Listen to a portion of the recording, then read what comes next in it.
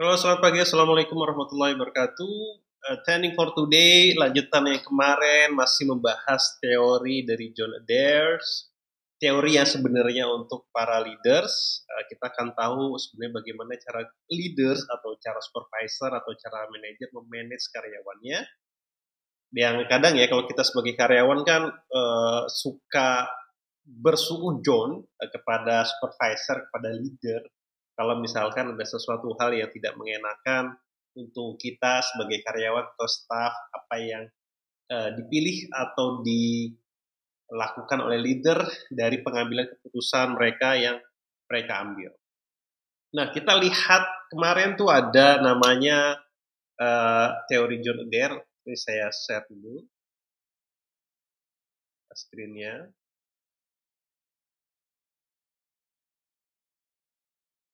Nah, ini adalah kemarin yang kita bahas terkait dengan John Adair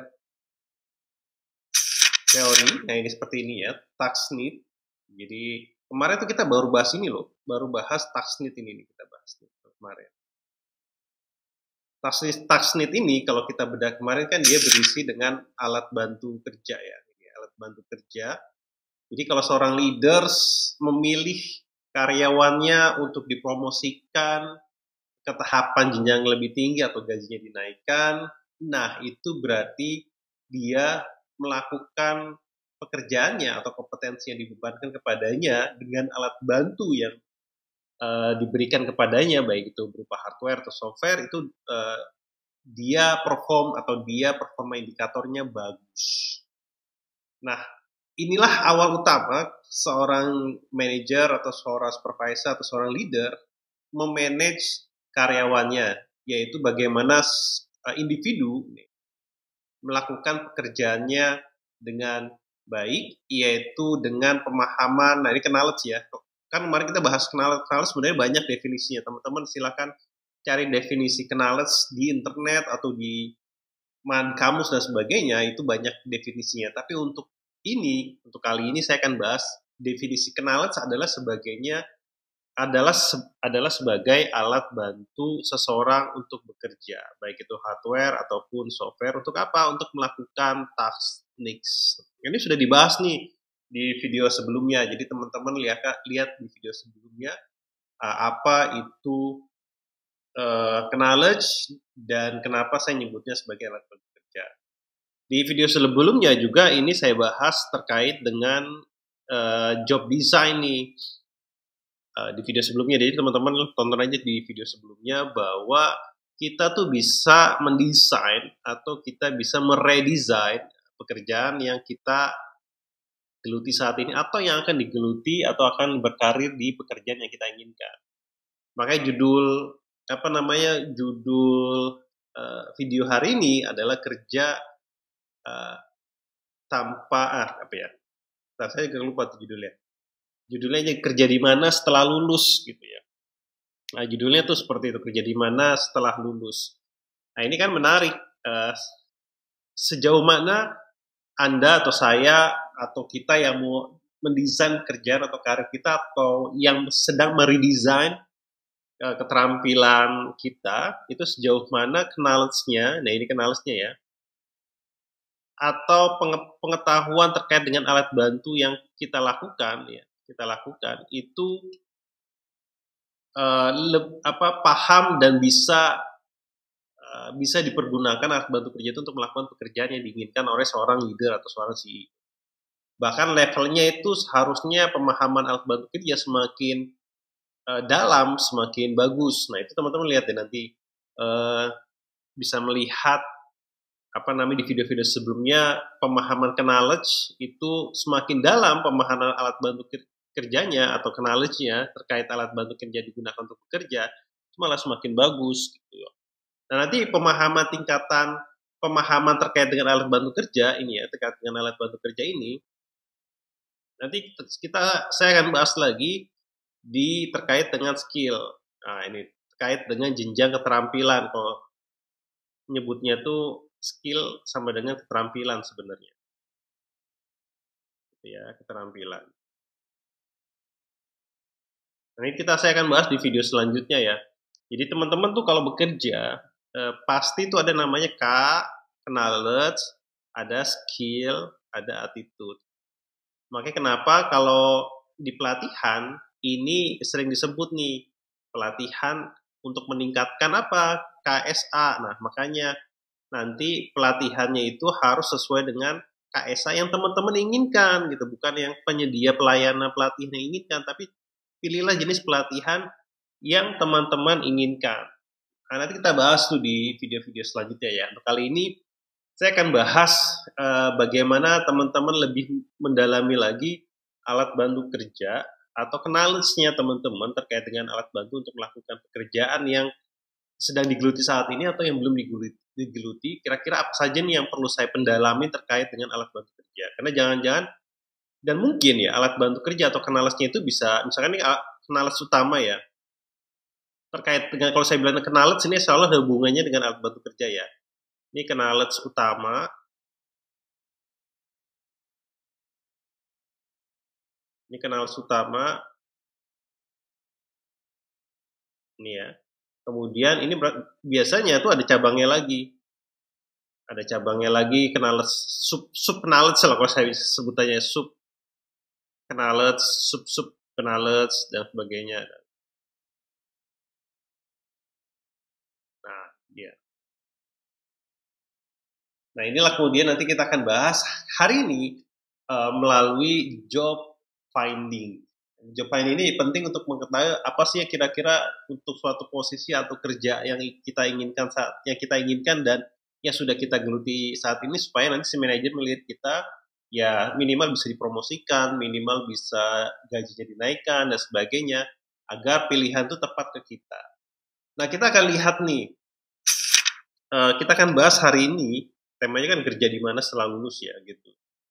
Menarik sih.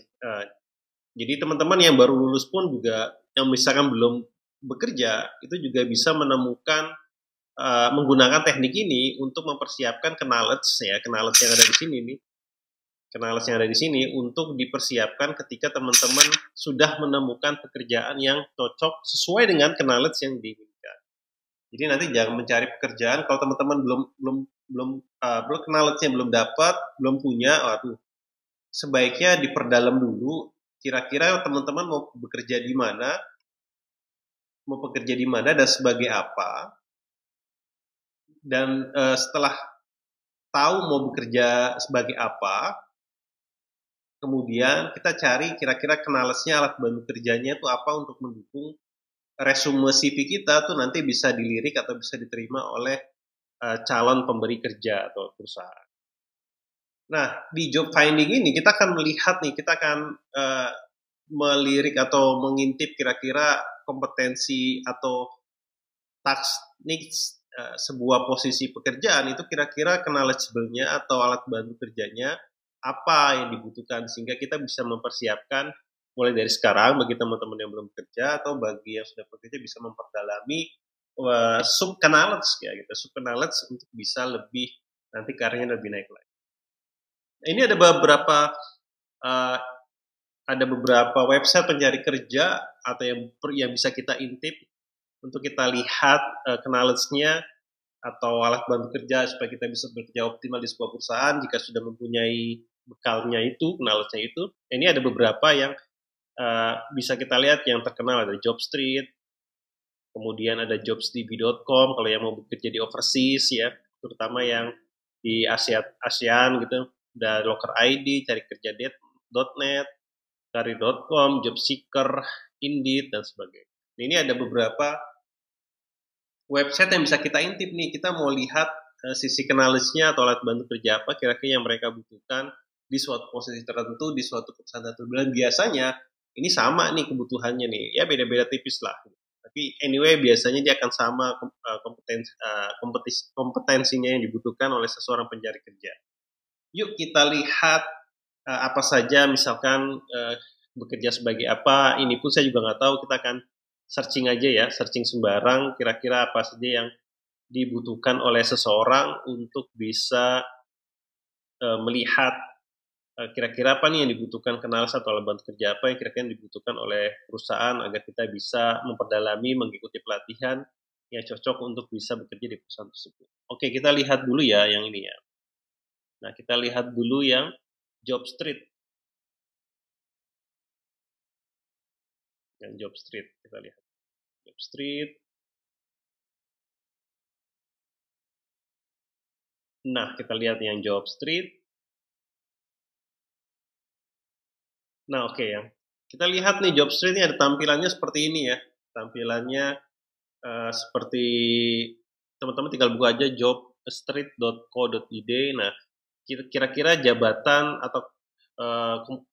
atau apa ya, kata kunci yang misalkan marketing lah ya.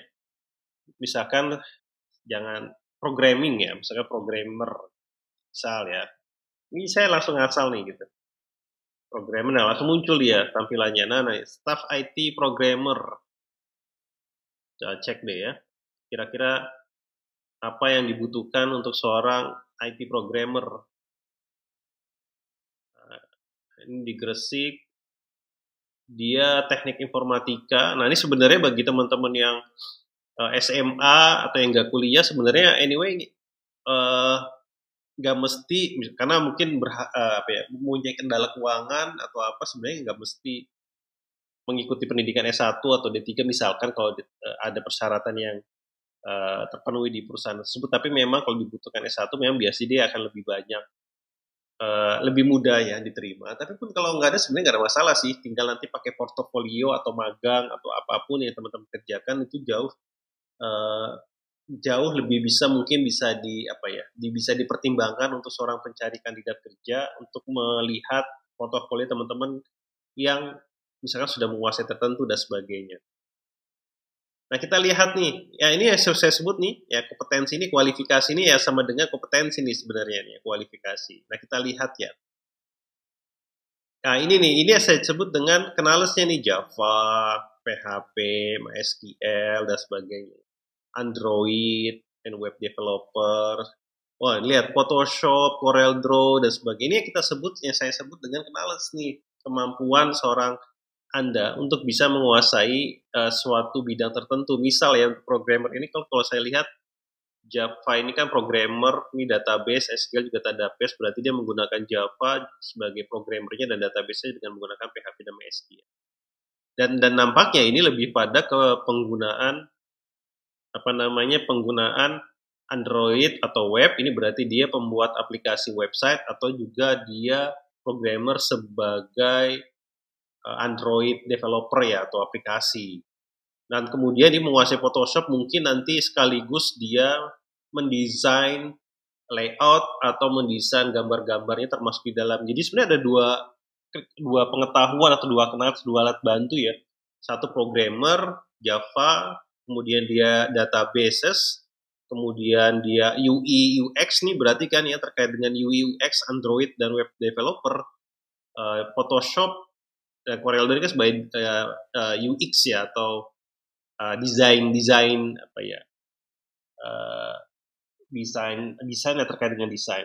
Nah, ini saya sebut dengan ini berarti ada dua nih kemampuannya nih, satu sebagai programmer, dua sebagai UI UX. Jadi kalau teman-teman punya kualifikasi UI UX, nah itu tambahan tuh plus yang saya bilang tadi. Kalau misalkan kita kendala terkait dengan S1 ya nggak apa-apa, cari aja UI UX, kelas-kelas UI UX yang kira-kira bisa nanti teman-teman nambahkan di portofolio lamaran. Jadi ini kan minimal ya kualifikasi. Tapi kalau ada UI UX, kemudian di Photoshop, CorelDRAW mungkin ada tambahan desain, user interface-nya kan juga bagus gitu ya. Nah, ini yang saya maksud dengan knowledge, bahwa ini kayaknya sih knowledge-nya membuat web developer dan Android menggunakan Java dan PHP. Kayaknya sih seperti itu. Nah, kita lihat yang lain ya. Nah, ini udah khusus mobile apps nih, dia udah disebut mobile apps. S1 Java sama nih Flutter, mobile apps Android iOS sudah pernah. Nah, ini saya sebut portofolio kan. Menguasai web programming juga. Nah, ini saya sebut dengan, kalau ini sudah jelas nih mobile apps developer, berarti Android, iOS dan sebagainya. Kemudian dia harus menguasai UI UX juga dong kalau misalkan dan menambah untuk bisa dipertimbangkan dan sebagainya. Nah, ini salah satu contoh nih yang saya sebut dengan pengetahuan. Semakin teman-teman dalam, misalkan nggak hanya Java aja ya. Kemudian untuk misalkan teman-teman pasti juga kalau mendesain sesuatu kan sudah bisa bekerja sama dengan menggunakan Figma atau menggunakan Notion dan sebagainya, itu juga menjadi tambahan nilai kali ya untuk penerima kerja, untuk bisa nanti mempertimbangkan kalau teman-teman nanti punya kelebihan terkait dengan uh, pekerjaan atau tupoksi yang teman-teman pilih gitu ya sebagai programmer. Nah, kita cari lagi ya sebagai contoh yang lain, misalkan uh, apa ya jabatannya ya, konten kreator lah, kan sekarang lagi banyak tuh ya. Apa sih, ada nggak sih yang nih ada nih, ini di Job Street ya, kita pakai sampel Job Street. Nah, ini ya teman-teman misalkan ingin bisa menguasai, ingin bekerja sebagai content creator nih, ada nih Petra Mitra Boga Ventura, ini baru, ini tayang pada 23 Agustus. Deskripsinya copywriting, ini copywriting ini kayaknya untuk apa ya, jadi untuk selling ya, lebih kepada caption atau mungkin narasi yang copywriting. Kemudian kita lihat lagi apa yang dibutuhkan knowledge-nya, sosial media strategis. Nah, dia lebih kepada digital and fashion trend, mungkin berhubungan dengan fashion juga kali ya. Nah, ini nggak ada lagi videografi. Nah, ini nih. Berarti yang paling ada, kita lihat ya, knowledgeable-nya ini agak beragam ya. Jadi kadang tuh satu perusahaan itu uh, membutuhkan banyak alat, membutuhkan karyawannya itu menguasai beberapa hal, beberapa bidang sekaligus. Ini saya bilang knowledge, ada sub knowledge gitu. Dan kalau melihat di sini, kalau content creator kan seharusnya hanya berhubungan dengan videografi ya, videografi aja ya. Mau pakai Adobe Premiere, kemudian mau pakai apa ya, Scripts atau apa itu namanya tuh saya lupa. Pokoknya terkait dengan video editing software dan sebagainya, berarti kan dia harus menguasai. Namun di lain itu dia juga harus, kalau dibilang di sini ya, including copywriting gitu. Jadi kalau teman-teman bisa sudah menguasai videografi, tapi mungkin belum punya keterampilan copywriting, mungkin akan kurang dipertimbangkan gitu. Tapi kalau bisa menguasai copywriting juga videografi sesuai dengan ini ya, berarti kan ada plusnya tuh. Plusnya yang terkait dengan bisa dipertimbangkan lah dibandingkan dengan kandidat yang lain gitu. Ini saya bilang dengan kenalan utama kalau kita lihat sosial media seharusnya hanya videografi, editor skill aja dong. Gitu. Tapi ini dibutuhkan copywriting, terus juga ada namanya sosial media strategi, mungkin terkait dengan ads di Instagram, YouTube, Facebook, Twitter dan sebagainya, atau optimasi ya, social media optimization. Mungkin kalau teman-teman sudah punya lisensi kursus sosial media optimasi juga, mungkin ya akan jauh lebih dipertimbangkan. Ini yang saya sebut dengan knowledge-nya sih, knowledge utama sih di videografi. Tapi di sub knowledge-nya itu ada copywriting, ada sosial media strategi atau sosial media optimization dan sebagainya. Ini kan menarik ya. Gitu. Nah, kita lihat lagi nih di konten kreator PT Bangun Indo Pralon Surabaya, ditayangkan pada 2 jam. Kita lihat ini. Ini membuat konten-konten video, lihat. Nah, videografi tadi kan skill ya. Kemudian membuat konten promosi. Ini masih berkaitan dengan video kan. Mempertahankan aktivitas media sosial. Nah, ini mungkin ya sosial media optimasi itu. Melaporkan, enggak ya, jadi kan lucu ya. Jadi memang kita harus persiapkan sih. Kalau misalkan kita mau sebagai content creator ya nggak hanya skill kenalan utamanya aja yang mungkin mempunyai, bisa menggunakan Adobe Premiere, kemudian bisa menggunakan yang videografi software lainnya, tapi juga bisa paham tentang sosial media, optimasi, kemudian laporannya analitik ya, hasil analitik dan bisa membaca. Dan biasanya sih kan seharusnya satu orang ya videografi aja seorang, kemudian yang bahas analisis satu orang, ya video otomasi beda orang. Tapi ini kadang ya gitu, di sebuah pekerjaan tuh yang kadang kita harus menguasai beberapa sub knowledge gitu, yang akhirnya memang harus kita kuasai. Nah, ini bisa kita lihat nih, jadi teman-teman silakan kunjungi aja jobstreet.co.id untuk melihat kira-kira knowledgeable apa, utama dan sub knowledgeable apa yang dibutuhkan untuk saya bisa bekerja sesuai dengan bidang saya atau sesuai dengan hobi saya. Karena kan kalau udah sesuai hobi ya, itu kan kerja enak ketika hobi yang dibayar, kira-kira kan. Nah, kita lihat lagi yang lain ya. Kita lihat lagi yang lain, website yang lain untuk melihat kira-kira biasa sih sama ya, biasa sih sama. Kita lihat nih, ini apa ya? Ini locker.id ya. Ini locker.id. Kita lihat dulu ya sebentar. Locker.id.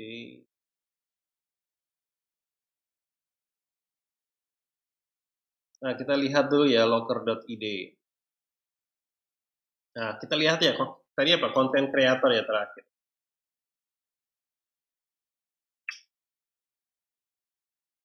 Nah, ini video editor yang kita lihat ya. Nah, ini level pekerjaan staff, non-manajemen, non-supervisor. Oh, berarti kayak, ya maksudnya nggak ada di pendidikan diploma D1, bahkan SMK, tipe pekerjaan kontrak. Dia 2,4 sampai 2 sampai 4 juta Jakarta Selatan. Membuat dan melakukan edit pembuatan video pendek. Nah, ini videographer. Sebagai editor dan software terkait minimal 2 tahun. Nah, ini kalau ini disebutin nih. Nah, kalau ini udah sebutin ya, mahir menggunakan software foto dan video editing Premiere, After Effects, Photoshop, Lightroom, Canva. Nah, ini udah disebutin dia. Nah, ini kalau udah sebutin gini ya, teman-teman kalau yang mau berkecimpung di video sebagai content creator ya, minimal menguasai nih Premiere, After Effects, Photoshop, Lightroom, Canva dan sebagainya. Bagi teman-teman yang belum bekerja atau yang sedang sekolah atau sedang lulus yang sedang mencari pekerjaan, bisa mengikuti pelatihan-pelatihan ketika mau jadi content creator ya, harus menguasai video software editing ini gitu. Premiere, After Effects, Photoshop dan sebagainya. Nah, menarik ya. Nah, kita lihat ya yang apa namanya yang kita lihat cek lagi di sebagai content creator di perusahaan yang lain.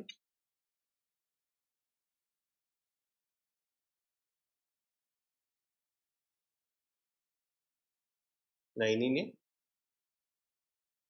Kita lihat lagi nih 24 Agustus kemarin nih, video ini dibuat 25 Agustus di posting. Nah, ini Adobe Premiere dan sejenisnya. Nah, dia minimal utamanya, kelas utamanya Adobe Premiere. Software-nya mungkin ya After Effects, Photoshop dan sebagainya opsional atau sub knowledge-nya. Tuh. Ini sudah kelihatan nih. Jadi kalau teman-teman ingin bekerja atau ingin mengembangkan sebagai kompetensi atau hobi menjadi sebuah pekerjaan ya, inilah kemudian yang harus teman-teman utamakan, kuasai knowledge utama, kemudian jika ada sub knowledge tambahan, nah teman-teman juga harus kuasai. Menarik ya? Nah, kita lihat ya terakhir ya di salah satu websitenya lain ya, di carikerja.net dan sebentar. Ya.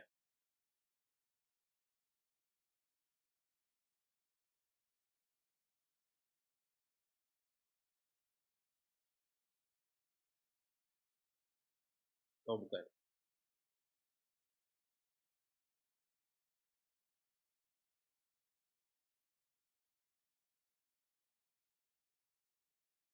Nah, kita lihat di carikerja.net. Kita lihat tadi apa? Content creator.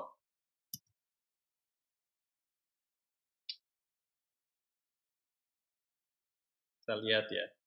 Menarik kan? Jadi dari sini aja kita sudah bisa mengintip nih, oh tidak ada kerjaan di carikerja.net. Tidak apa-apa. Atau video editor.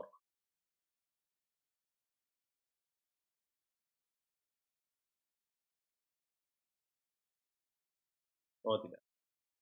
Nah, kalau gitu kita balik lagi ya, nanti teman-teman bisa cari ya. Bisa cari ya.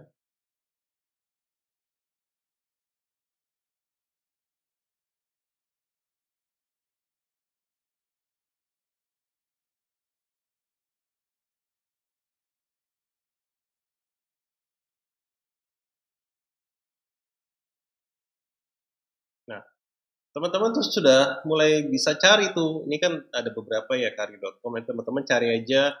Ini sama, rata-rata sama. Nanti kenalesnya, ini kenalesnya alat bantunya kerja untuk melakukan sebuah task. Nanti kalau misalkan ada subtask ya, ini subtask nih. Nah, teman-teman harus pelajari juga. Itu sih sebenarnya. Itu sebenarnya alat bantu kerja untuk teman-teman bisa perform di pekerjaannya dibebankan pada teman-teman di suatu pekerjaan gitu. Gitu. Jadi sehingga nanti para manajer kalau misalkan cocok dengan pengembangan karir atau pengembangan penaikan gaji sebagainya memilih Anda gitu. Ya ini ya. Jadi teman-teman harus mempersiapkan dulu ini. Knowledgeable-nya inilah. Knowledgeable-nya ini jadi harus sudah dipersiapkan gitu untuk teman-teman semua. Agar apa? Agar nanti bisa teman-teman bisa sesuai atau mudah untuk ya bagi teman-teman yang mencari pekerjaan atau untuk yang mengembangkan karir, itu juga bisa lebih mudah lagi, semakin dalam knowledge-nya semakin bagus.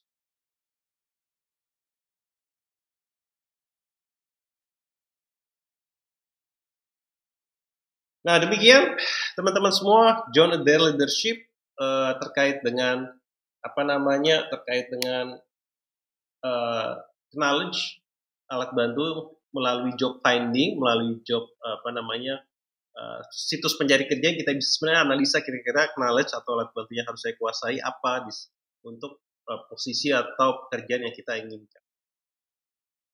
Nah, berikutnya sebenarnya masih banyak ya yang yang mau saya bahas terkait John Adair konsep ini ya. Masih ada tuh yang karir design belum saya bahas, skill kan belum saya bahas. Jadi kalau udah knowledge udah dapat, skill sama sikapnya ya. Tadi kalau teman-teman perhatikan di job finding itu ada sikap yang dibutuhkan untuk seseorang bisa bekerja di perusahaan itu. Nah, tadi belum saya bahas karena memang belum masuk materinya sama skill. Nanti kita lihat video depan nanti seperti apa di John Adair Leadership ini. Konsepnya seperti itu untuk bagian tasknya. Kita baru bahas di bagian tasknya aja, task need-nya aja. Belum masuk ke individual needs, belum masuk ke group needs. Jadi baru task needs saja.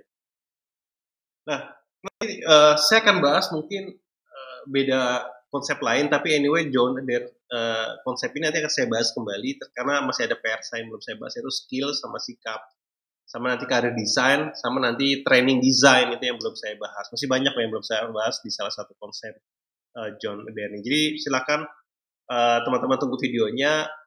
Mungkin saya akan bahas konsep yang lain, tapi tetap John Adair akan saya selesaikan. Masih ada beberapa topik yang belum saya selesaikan dan saya bahas. Jangan lupa like and subscribe dan komen di bawah ini kira-kira mau materi apa lagi atau konsep apa lagi yang mau dibahas sehingga nanti saya bisa cari referensi, saya bisa riset untuk bisa bermanfaat buat teman-teman semua. Demikian, terima kasih Mas Faiz. Assalamualaikum warahmatullahi wabarakatuh.